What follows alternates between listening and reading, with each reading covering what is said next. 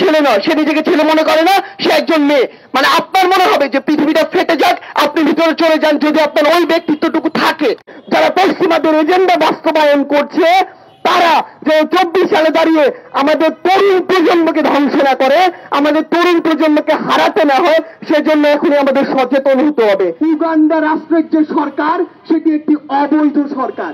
বৈধের সামনে আমি একটি বর্ণ শুধুমাত্র অযুক্ত করে যখন এই মিনিংটা পুরো 180 ডিগ্রি উল্টে যায়, একটি আলাদা মেসেজ দেয়, তখন ওই শরীফার গল্পের ওই কয়েকটি শব্দ, ওই কয়েকটি বাক্য খুবই গুরুত্বপূর্ণ, কারণ আলটিমেটলি ওটি কি মেসেজ দিচ্ছে এটি ইম্পর্টেন্ট। 99.95% মানুষ জন্মগ্রহণ করে ছেলে অথবা মেয়ে হিসেবে, এবং বাকিরা কিছুটা এই যে বায়োলজিক্যাল ডিসঅর্ডার হয়ে এই হিজড়া কমিউনিটিতে যায়। অর্থাৎ আপনি এটাকে বায়োলজিক্যালি প্রুভ করতে পারবেন। জন্মের সাথে সাথে যদি না পারেন, কিছুদিন পরে তার হরমোন অনুযায়ী, তার বডির অর্গান অনুযায়ী বা অন্য কোনো ভাবে অবশ্যই আপনি বায়োলজিক্যাল টেস্ট করে এটাকে প্রুভ করতে পারবেন। কিন্তু ট্রান্সজেন্ডার নতুন একটি মতবাদ এমন আসছে, যেই মতবাদের মূল কথা হচ্ছে তারা মনে করে যে তারা আসলে ছেলে হিসেবে জন্মগ্রহণ করলেও তারা একটা ভুল দেহে আটকা পড়েছে, তারা মেয়ে হিসেবে জন্মগ্রহণ করলেও তারা ভুল দেহে আটকা পড়েছে, তারা বাহ্যিকভাবে ছেলে হলেও মনে মনে মেয়ে। মানে কি এক উদ্ভট কথা। আমার আজকে সকালে ঘুম থেকে উঠে মনে হলো যে না, আমি সার্জিস না, আমি ঢাকা বিশ্ববিদ্যালয়ের সম্মানিত vice chancellor professor doctor ASM Maksud Kamal. আমি যাব সকালে স্যারের অফিসে, স্যারকে গিয়ে বলবো স্যার প্লিজ আপনি আপনার বাসায় যান, আমি আজকে সকাল থেকে আমার নিজেকে ঢাকা বিশ্ববিদ্যালয়ের ভিসি মনে হচ্ছে, আমি অফিস করব। মানে কি এক অদ্ভুত এবং পাগলের প্রলাপ। আগামীকাল সকালে আমার ঘুম থেকে উঠে মনে হলো যে না, আমি সার্জিস না, আমি বাংলাদেশের মাননীয় প্রধানমন্ত্রী দেশরত্ন শেখ হাসিনা। আমাকে তাহলে আমার ওই আসনটি ছেড়ে দিন, মাননীয় প্রধানমন্ত্রীকে গিয়ে বলবো। মানে কি এক উদ্ভট কথা। কোন একজনের একটা কিছু মনে হচ্ছে, সেটাকে আমাদের স্বীকৃতি দিতে হবে, সেটা আমাদের সমাজে প্রতিষ্ঠিত হবে, অথচ সেটার কোনো প্রুফ নেই। আপনি আজকে অনেকে বলছে যে যারা ট্রান্সজেন্ডার তাদের মধ্যে কিছু কিছু, এই সংখ্যাটা 10 থেকে 20%, যাদের ওই পশ্চিমা বিশ্বের অসংখ্য টাকা রয়েছে কিংবা এনজিওর ফান্ড রয়েছে, তারা বলছে যে আমরা আমাদের যে অর্গানগুলো, আমি যদি পুরুষ হই, নিজেকে মেয়ে মনে করি, আমার অর্গানটাকে আমি ট্রান্সপ্ল্যান্ট করতে পারবো। আপনি পুরুষ হয়ে নিজেকে মেয়ে মনে করে আপনার শরীরের বাহ্যিক কিছু অর্গান ট্রান্সপ্ল্যান্ট করতে পারবেন, কিন্তু আপনি মেয়ে মনে করেন, আপনি আমাকে গর্ভধারণ করে দেখান, আপনি নিজেকে মেয়ে মনে করেন, আপনার শরীরের ইস্ট্রোজেন হরমোনটা নিঃসরণ হয়, সেটা আপনি আমাকে প্রুফ করে দেখান, সেটা কখনো সম্ভব নয়। আমার একজন বলছে যে আমি মেয়ে হলেও নিজেকে পুরুষ মনে করি। এই পুরুষ মনে করা, বাহ্যিকভাবে কিছু অর্গান চেঞ্জ করা, এটা আর সত্যিকারের পুরুষ মনে করা কি এক? তাহলে আপনি আমাকে দেখান যে আপনার শরীর থেকে স্পার্ম নিঃসরণ হয়, সেটা কখনো সম্ভব নয়। অ্যাকচুয়ালি এই যে বিষয়গুলো, এই বিষয়গুলো হচ্ছে আমাদের এই সমাজের সবচেয়ে গুরুত্বপূর্ণ কিছু জায়গায় আঘাত করা। আমরা স্যামুয়েল টি হান্টিংটনে যে ক্ল্যাশ অফ সিভিলাইজেশন, সেখানে দেখেছি যে এই শতাব্দীতে পশ্চিমাদের সাথে বা ইহুদিদের সাথে সবচেয়ে বড় যে ক্ল্যাশটা হবে, তারা আশঙ্কা করছে এটি হচ্ছে মুসলিম বিশ্বে। এখন আপনি যদি লক্ষ্য করেন যে বর্তমানে এই ট্রান্সজেন্ডার যে ইস্যুটা, এটাকে ঘৃণা ভরে প্রত্যাখ্যান করছি শুধুমাত্র আমরাই। ওয়েস্টে এটা অধিকাংশ ক্ষেত্রে এস্টাবলিশ হয়ে গিয়েছে। এখন এই মুসলিম বিশ্বের যে সবচেয়ে বড় স্ট্রং পয়েন্ট, সেটা হচ্ছে তার রুট, তার ইউনিটি, যেটা তার ফ্যামিলি থেকে শুরু হয়, এরপরে সেটা সোশ্যালে যায়, এরপরে সেটা জাতীয়ভাবে যায়। এটার মাধ্যমে সবচেয়ে গুরুত্বপূর্ণভাবে আপনাকে আঘাত করা হবে আপনার ওই ফ্যামিলির স্ট্রাকচারে।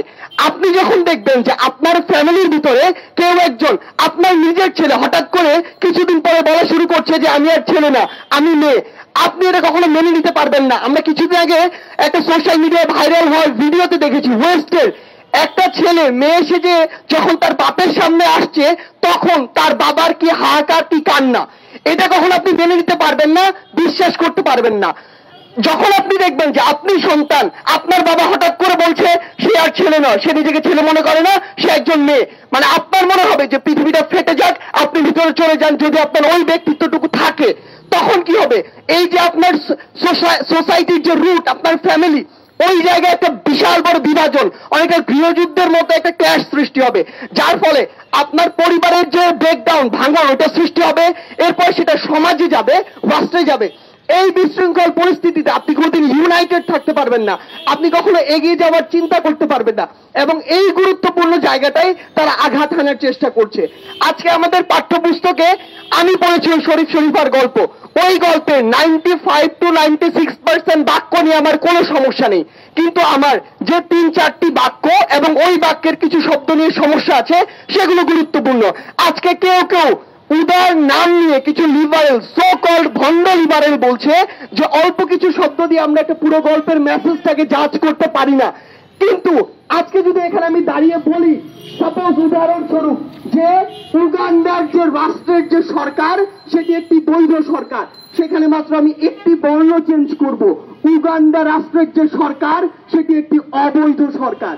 বৈধের সামনে আমি একটি বর্ণ শুধুমাত্র অযুক্ত করে যখন এই মিনিংটা পুরো 180 ডিগ্রি উল্টে যায়, একটি আলাদা মেসেজ দেয়, তখন ওই শরীফ শরীফার গল্পের ওই কয়েকটি শব্দ, ওই কয়েকটি বাক্য খুবই গুরুত্বপূর্ণ, কারণ আলটিমেটলি ওটি কি মেসেজ দিচ্ছে এটি ইম্পর্টেন্ট। কেউ একজন মনে মনে, সে বাহ্যিকভাবে ছেলে, মনে মনে মেয়ে মনে করলেই সে কোনোদিন মেয়ে হয়ে যায় না। আমাদের সবচেয়ে গুরুত্বপূর্ণ জায়গা হচ্ছে যে আমাদের এই বিষয়গুলো নিয়ে কথা বলতে হবে, কারণ এই বিষয়টি বিভিন্ন এনজিওর মাধ্যমে এর আগেই কথা বলে গিয়েছে, বড় বড় বিলিয়ন ডলারের ফান্ডের মাধ্যমে আমাদের মাঝে ধীরে ধীরে পুশ করা হচ্ছে। আমাদের মনে হচ্ছে আদতে কিছু না, কিন্তু যখন এটা ছোঁয়াচে রোগের মতো ছড়িয়ে পড়বে তখন এখান থেকে আমাদের বের হওয়ার আর ওয়ে থাকবে না। আজকে আমাদের শিক্ষকদেরকে একদিনের মধ্যে তারা সেখান থেকে বহিষ্কার করে দিচ্ছে। এরকম জায়গা থেকে আমাদের বিনীত অনুরোধ থাকবে, যে বিষয়গুলো মন্ত্রণালয় পর্যন্ত চলে গিয়েছে, যে বিষয়গুলো সংসদে উঠার একটি প্রস্তাবনার খসড়া হচ্ছে, সেই বিষয়গুলো যেন ওইখানেই থেমে যায়। আমি বিনীতভাবে আপনাদের সবার মাধ্যমে আমাদের পক্ষ থেকে, এই তরুণ প্রজন্মের পক্ষ থেকে মাননীয় প্রধানমন্ত্রীকে বলতে চাই, মাননীয় প্রধানমন্ত্রী, মীর জাফরেরা কখনো দূরে থাকে না। মীর জাফরেরা আপনার আশেপাশে ঘুরতি মেরে আছে, যারা এখন এমন রূপ ধারণ করছে যেটি হয়তো আপনি বুঝতে পারছেন না। আমরা সেই 75 দেখেছি বঙ্গবন্ধুর কত কাছে ওই মোস্তাক ছিল, ওই মোস্তাকরা আশেপাশেই তোষামত করতে করতে কুপ্তি মেরে থাকে, আর তারা পশ্চিমাদের কিছু নোংরা এজেন্ডা বাস্তবায়ন করে যেটা আমাদের অনেক বড় ক্ষতি করে। ওই মোস্তাকদের নোংরা চক্রান্তে 75 আমরা আমাদের বঙ্গবন্ধুকে হারিয়েছি, কিন্তু আজকে 2024 সালে দাঁড়িয়ে ওই মোস্তাক রূপধারী কিছু ভণ্ড লিবারেল যারা পশ্চিমাদের এজেন্ডা বাস্তবায়ন করছে, তারা যে 24 সালে দাঁড়িয়ে আমাদের তরুণ প্রজন্মকে ধ্বংস না করে, আমাদের তরুণ প্রজন্মকে হারাতে না হয়, সেজন্য এখনই আমাদের সচেতন হতে হবে।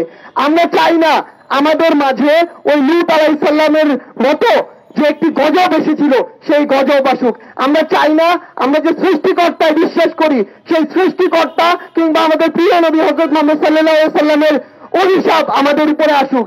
তাহলে এই যে সোশ্যাল যে স্ট্রাকচার, পৃথিবীর ন্যাচারাল যে একটা কাঠামো, এটাকে ব্রেকডাউন করে কোনদিন এগিয়ে যাওয়া সম্ভব নয়। তাই আমরা বিশ্বাস করি